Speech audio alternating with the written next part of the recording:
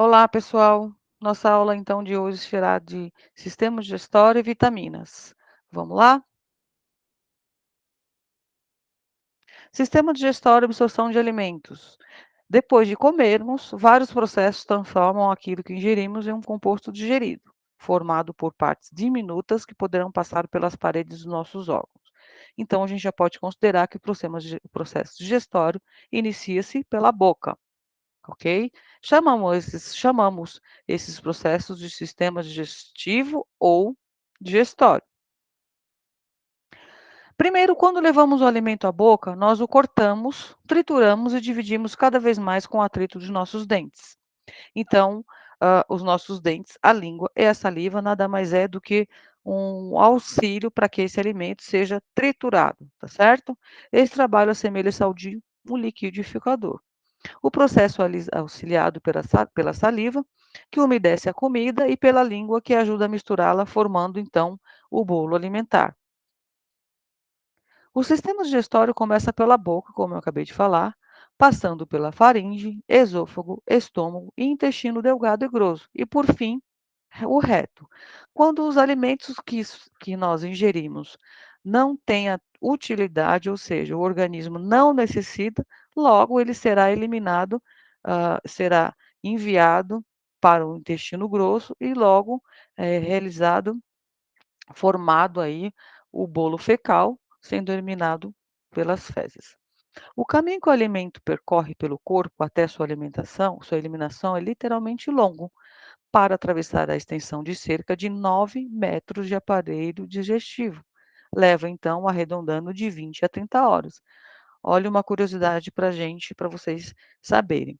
Então, toda a extensão aí do aparelho digestório mede-se de 9 metros. Então, a absorção dos alimentos demora aí de 20 a 30 horas, sendo 6 delas no estômago.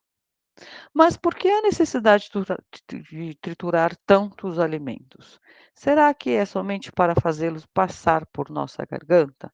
Então a resposta é não.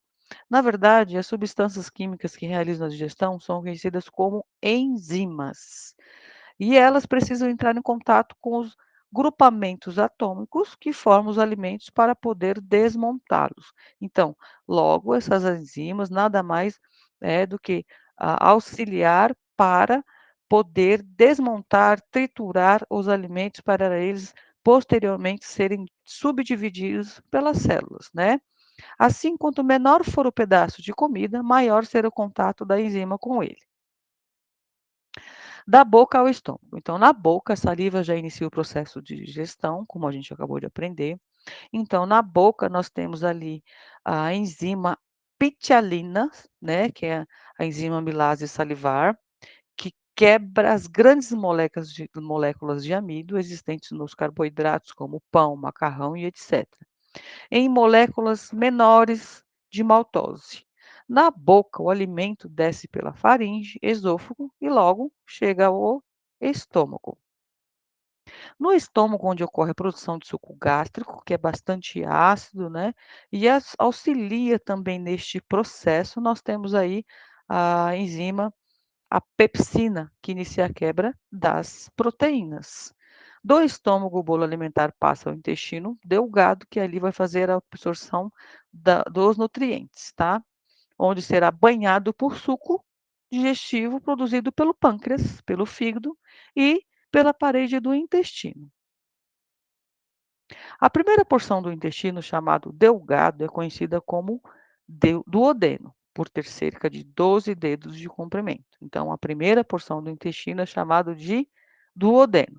Nessa região, a tripsina, uma enzima produzida pelo pâncreas, continua o processo de quebra. Percebe, então, todo esse processo é demorado de 20 a 30 horas. Das proteínas iniciado no estômago, e a amilase pancreática continua todo o processo de digestão. Relembrando então a anatomia, né, vocês já estudaram, então temos a boca, o esôfago, o estômago, o fígado, o pâncreas, né, que fica logo abaixo o estômago, nós temos o intestino grosso e nós temos o intestino delgado e, por fim, aqui o reto, só para a gente relembrar a anatomia, ok? No processo digestivo ainda, no duodeno se processa a digestão das gorduras, onde a bile, que é fabricada pelo pâncreas e o fígado, lembra, ah, é despejada e emulsifica a gordura. Ela transforma as gotas grandes de gordura em gotas menores, como o detergente faz na louça engordurada. Então, a função do fígado é despejada e emulsificada a gordura, tá certo? Aumentando a superfície de contato da lipase, uma enzima produzida pelo pâncreas, com as moléculas de gordura. A região seguinte do intestino delgado pode ser subdividida em jejunum, então nós temos o duodeno, agora nós vamos falar do jejunum, por ser encontrado geralmente vazio, e logo o íleo. Então são 3 porções do intestino delgado, tá? Íleo, então, é a palavra de origem grega que significa voltear, onde o intestino delgado faz as circunvoluções no interior de nosso ventre. Nesta região, as enzimas conhecidas como peptidases completam a transformação das proteínas em aminoácidos, ok? Na porção final, o íleo, ocorre a absorção das moléculas dos alimentos que já foram quimicamente transformados pelas enzimas. Então, lá no íleo é o processo final, tá certo? Passa pela parede do intestino e ganhar o sangue. Logo, ele vai para as células, que distribuirá então essas moléculas a todas as células do nosso corpo. Nessa região, grande parte da água existente no bolo alimentar também é dividida. Os restos alimentares não digeridos chegam ao intestino grosso. Aquilo que o nosso organismo não necessita, ele vai ser eliminado, formando bolo fecal, onde continua ocorrendo a absorção de água e são formadas fezes pastosas, que saem do corpo através do ânus. Nem sempre são fezes pastosas, como a gente sabe, né? Vai depender muitas vezes daquilo que você se alimenta, daquilo que você come, né? Se você faz ingestão aí de água, percebe que a água é muito importante nesse processo também. A alimentação pode influenciar a saúde do sistema digestório? Uma dieta adequada pode minimizar incômodos, ser fundamental no tratamento de determinados quadros. Quem nunca reclamou de uma queimação ou incômodo estomacal depois de exagerar numa comilança? São sintomas como azia, queimação, são muito comuns e fazem parte do vocabulário das pessoas, especialmente adultos. O cafezinho, a feijoada, a cervejinha, todos conhecemos bem o desconforto causado pela comida que não caiu bem. Mas, quando esses sinais tornam-se frequentes, é preciso ficar alerta para doenças que podem prejudicar seriamente a saúde, né. Então, eu costumo falar que o organismo, o nosso corpo, ele dá sinais de alerta e a gente tem que dar importância a esses sinais, tá. É comum relacionar os problemas nessa região diretamente ao estômago ou ao intestino, mas o sistema responsável pela digestão conta com diversos órgãos que trabalham de forma conjunta para extrair o máximo de nutrientes dos alimentos, garantindo a absorção de todos os nutrientes importantes para o nosso organismo. Pessoal, se, por exemplo, o nosso paciente tem uma patologia e ele não consegue, fazer todo esse processo de digestão, por exemplo, se ele tiver ali uma patologia de neoplasia do esôfago, estômago, o processo vai modificar, né, ele não vai ter todo esse processo. Aí entra uma patologia, um câncer, por exemplo, que aí são outros processos que a gente vai ver logo a seguir durante a aula. As doenças gastrointestinais. Em levantamento realizado pelo Ministério da Saúde, as doenças crônicas do trato gastrointestinal, então, estão sempre entre as primeiras causas de morte. A gravidade dessas doenças pode variar muito de acordo, obviamente, com o estilo de vida de cada um, como, por exemplo, má alimentação, sedentarismo, tabagismo, o álcool, são agravantes que podem levar a sérias complicações. Os principais sinais de problemas no sistema digestório envolvem uma variedade de sintomas. Perda abrupta de peso é um sinal de alerta, sem razão aparente, né? Quando você for, por exemplo, fazer a anamnese do seu paciente e uma das queixas dele é perda abrupta de peso, logo a gente vai eh, identificar por que que esse paciente está perdendo peso sem razão aparente, tá? Então tem que fazer uma investigação aí. Dor, cólica no abdômen, náuseas, vômitos frequentes, edema, né, queimação estomacal, pirose, que é azia, constipação também é um sinal alarmante. Por que que esse paciente está se mantendo constipado? Por que que ele não está conseguindo evacuar, né? Então tudo isso tem que ser observado, são sinais de alerta, ok? Diarreia, pessoal, eh, a gente às vezes tem um episódio de fezes líquidas, logo a gente denomina como diarreia, e tá errado, né? Diarreia não é um episódio apenas. Então vamos ver o conceito na íntegra da diarreia para a gente aprender. É o aumento do número de evacuações por dia e perda da consistência das fezes. Ou seja, não é apenas um episódio que você eliminou fezes líquidas. Então, é aumento do número de evacuações no dia, tornando as fezes líquidas. E isso várias vezes na semana ou no mês. Isso é um sinal de alerta gravíssimo. Pode ser doenças muito graves. Normalmente decorre de infecções virais, como a gastroenterite ou vírus intestinal. Também pode ser resultado de uma reação adversa, de um medicamento, por exemplo, intolerância a determinados alimentos ou até mesmo intoxicação alimentar. Tem que ser investigado, tá? Principalmente em crianças e idosos. Quando não controlado, pode levar o paciente a um quadro de desnutrição e é grave este quadro, ok? Prisão de ventre. Ao contrário da diarreia, a prisão de ventre é caracterizada pela presença de fezes endurecidas. Pessoal, nós chamamos ainda algumas vezes que o paciente tem fezes impactadas, que chamamos de fecaloma. E é muito doloroso, né? O paciente fica com eh, dor no abdômen, fica o abdômen enrijecido, né? Fica globoso, tá certo? Então, no nosso exame físico, a gente tem que fazer todo esse exame físico para identificar essas características, tá? Dificuldade de evacuação, um período mais prolongado de constipação, o paciente se sente muito desconfortável, né? Muito mesmo. Alguns hábitos alimentares são determinados na causa desse distúrbio. Baixo consumo de fibras. Não adianta nada você orientar o seu paciente a fazer consumo de fibra, que ajuda a triturar ali, facilitar o trânsito intestinal, se ele não faz uso de líquido, não toma, não ingere líquidos, tá certo? Então a gente tem que fazer essa orientação também. Situações como estresse, sedentarismo, fumo, abuso de álcool também pode ocasionar esse desconforto.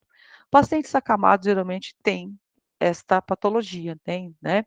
Porque eles não deambulam, não estimulam, muitas vezes fazem uso não ingerem a quantidade de líquido ideal, né.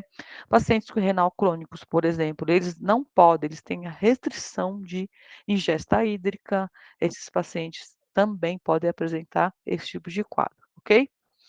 Infecções intestinais, normalmente ocorre quando o indivíduo ingere alimentos estragados, mal higienizados, contaminados por bactérias como Salmonella ou Escherichia coli.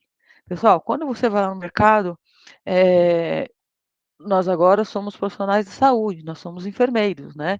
Então a gente sabe que a gente se não lavamos a principalmente nos dias de hoje, que nós estamos vivendo aí a pandemia, a gente sabe que não pode consumir alimentos antes de lavarmos as mãos. Eu acho que mais do que nunca está provado que isso, que as mãos, eh, é um vetor para vírus, bactérias, enfim. E aí quando a gente vai lá no mercado, vê aquela uva linda, chega lá e come, né. A gente sabe que isso pode dar uma infecção aí intestinal grave, muitas vezes a hepatite A, né. As alterações no trato intestinal causadas por esse tipo de infecção resultam em dor abdominal, febre, desidratação, diarreia e mal-estar. O paciente fica bem debilitado, tá. Gastrite, que é a inflamação, do o estômago, né. Caracteriza-se então pela inflamação aguda ou crônica. Lembra o que que é agudo, o que que é crônica? Da mucosa que reveste o estômago. Então, só a gente relembrando o que que é agudo, aí vem de forma súbita e depois passa. A crônica é aquela que vem e fica, estaciona, né, fica ali doente só com um tratamento paliativo. O consumo de bebidas alcoólicas, fumo, abuso de álcool, estresse, refluxo. Refluxo também é uma patologia que precisa ser investigada, pode dar uma gastrite. Lembra que a gente estudou que nós temos um ácido, totalmente ácido, né, no estômago, e aí tendo esse refluxo vai para o esôfago e vai fazendo aquela queimação no esôfago, pode formar ali ulcerações, sim, tá. Hábitos alimentares incorretos, como o uso de condimentos, pimenta, corantes, enfim, ah, eh, esses prontos de mercado, né, não é bom a gente fazer consumo desses condimentos já fabricados. O uso de determinados medicamentos, infecções bacterianas pode acarretar em casos de gastrite. O café, o refrigerante, né, tudo isso também faz com que aumente essa dor, esse refluxo, a perda do apetite, irregularidade intestinal, náusea, a pirose novamente, né. São alguns dos principais sintomas, né, e incomoda, dá um mal-estar no paciente, dá muito mal-estar, ok? Apendicite. A inflamação do apêndice ocorre quando existe o inchaço do órgão ocasionado por fezes, tumores ou infecções virais. O seu rompimento causa dores extremas e pode levar à morte caso o órgão não seja removido rapidamente. Então, é uma urgência, eu diria que é mais uma emergência, né? Quando o paciente está com apêndice inflamado, tem que ser cirurgia imediata. Quais são os sinais e sintomas então? Náuseas, calafrios, febre, dor na parte inferior direita do abdômen, e vômitos são alguns sinais de inflamação, mas a dor é bem abrupta, tá? É um sinal clássico da apendicite aí, eh, que podem levar o paciente à morte sim, tá certo? A perda do apetite e constipação também são sinais de alerta para esta doença. Pancreatite, a inflamação do pâncreas pode causar perda do peso, náusea, sudorese. A pele é um sinal que grita, né, que fica amarelada. Os olhos também, fria, a pele fica amarelada, fria e úmida. A dor abdominal e fezes gordurosas podem ser observadas, indicando o mau funcionamento dessa glândula. A inflamação pode variar entre aguda, crônica, pela presença de um pseudocisto pancreático, que é o acúmulo de líquidos que se assemelha a um cisto, ou de um abscesso, acúmulo de pus, né? Lembra que abscesso é um acúmulo de pus no pâncreas, ok? Nós estamos falando de patologias, logo uma que é pioneira aí, que mata mais, né? É o câncer, uma das maiores causas de morte, especialmente entre homens. O câncer de estômago e câncer de cólon se caracterizam pela formação de tumores que acometem o sistema gastrointestinal. Matam sim, pessoal, mas, quando é descoberto inicialmente, o prognóstico é bem favorável. Então, o ideal quando começa sinais e sintomas, já procurar o especialista para poder identificar o problema e já iniciar o tratamento, tá? Apesar de estarem entre os cânceres com mais incidência no mundo, o diagnóstico precoce, foi aquele que eu acabei de falar para vocês, tratamento adequado, elevam consideravelmente as chances de cura, ok? Essa é a razão pela qual nenhum dos sintomas relacionados às doenças gastrointestinais deve ser ignoradas, nunca, jamais, né? Ainda mais quando são frequentes, ok? O nosso corpo, ele fala, né, pessoal? Os impactos sobre a nutrição. Doenças gastrointestinais interferem significativamente na absorção de nutrientes importantes como vitaminas, sais minerais, acarretando, entre outros problemas como anemia, enfraquecimento dos ossos e, logo, desidratação. Além disso, algumas doenças podem comprometer a ingestão normal dos alimentos, restringindo a dieta dos pacientes. Logo mais para frente nós vamos ver sobre dietas hospitalar, né, para pacientes hospitalizados, tá? Baixa absorção de nutrientes, inflamações ou infecções intestinais podem prejudicar a absorção dos nutrientes importante ao organismo. Situações pós-cirúrgicas, crescimento anormal de bactérias também pode agravar o quadro. Problemas na produção de enzimas ou das bilis também diminuem a capacidade do organismo de aproveitar os nutrientes vindo da alimentação saudável, normal. Casos como esses normalmente requerem a suplementação a fim de minimizar os danos ao organismo. Então, se esse paciente ele tem algum déficit ali na absorção, ele consegue fazer a suplementação, isso é recomendado pelo médico, tá certo? Não pelo enfermeiro. E aí ele vai fazer a suplementação a fim de minimizar, então, a desnutrição. Dicas importantes: nunca pule refeições, faça lanches intermediários entre as principais refeições. O ideal é comer 6 porções pequenas e equilibradas ao longo do dia. Dessa forma, evita-se a fome abrupta e refeições exageradas que podem sobrecarregar o sistema digestório, sobretudo para pessoas com gastrite, que é a inflamação do estômago, parede estomacal e úlceras. Longo período sem se alimentar pode agravar o sistema de desconforto, porque nós temos ali o suco gástrico, que é um pH ácido, tá certo? Então, se fica muito tempo sem alimentação, logo esse suco gástrico, ele vai ficar mais ácido ainda, comprometendo, se esse paciente tiver uma úlcera, comprometendo ainda mais essa ferida do estômago, causando mais dor, irritação nas paredes do estômago deste paciente, tá certo? Tudo bem, pessoal? Nossa aula, então, está chegando ao fim. Espero que vocês tenham gostado e até a próxima aula. Tchau, tchau.